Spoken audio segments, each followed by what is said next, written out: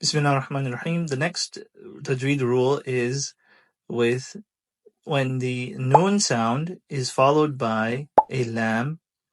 This is called Idgham. And basically what it means is we remove the noon sound and we replace it with a lam or a mim. And the noon sound can come in different ways. It can be a tanween, it can be an actual noon, and so on. And so let's take a look.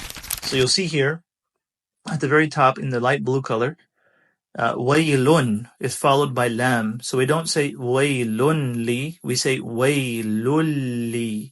There's no noon sound at all. It's completely merged. That's called idgham. It's completely merged. Waylul likulli humazatil lumazah الذي جمع مالا وعدده. And so that is specifically with the lam, and you also see it with the waw. Now the difference between the lam and the waw is with the waw, you still have some indication of the noon. And the way we see that, the way we know that, is you can actually see when the noon is followed by waw or ya, then you merge it, but you still leave a trace of the noon. Whereas if it's a lam or a mim, then you completely remove the noon.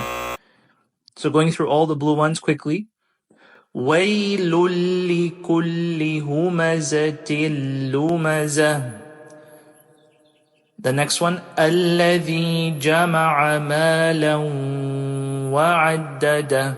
And the last one, فِي عَمَدٍ مُمَدَّدَةٍ.